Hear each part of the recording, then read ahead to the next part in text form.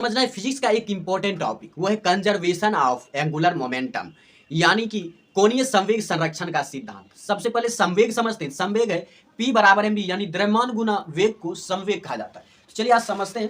तो देखिए कि बचपन में हम लोग ने पैसा मांगने के लिए पिताजी से या चॉकलेट मांगने के लिए जब नहीं देते थे जिद करते थे। जिद कैसे? ऐसे पैर पटकते थे, इस तरह से जो हम लोग पैर पटकते थे, इस तरह से हम लोग जिद करते थे। इस पर देखिए फिजिक्स का कौन सा नियम काम करता है। तो जैसे मान लीजिए हम ऐसे बैठ गए, ऐसे ऐसे बैठ गए। अब बताइए इसमें कौन सा नियम काम कर रहा है, फिजिक्स का कौन सा रूल जो इसमें काम कर रहा है।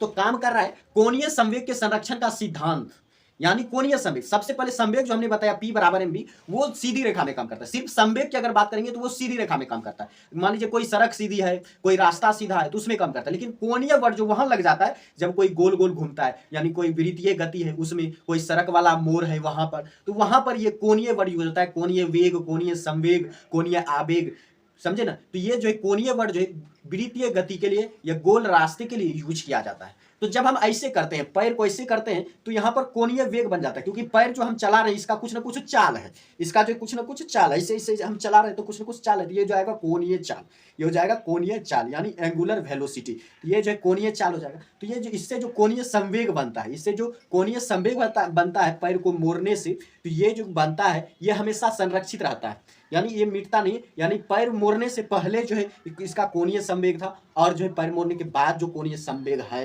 दोनों बराबर है। तो कोणीय संवेग मिटता नहीं है, हमेशा संरक्षित रहता है। किसी भी निकाय के लिए कोणीय संवेग जो है हमेशा संरक्षित रहता है।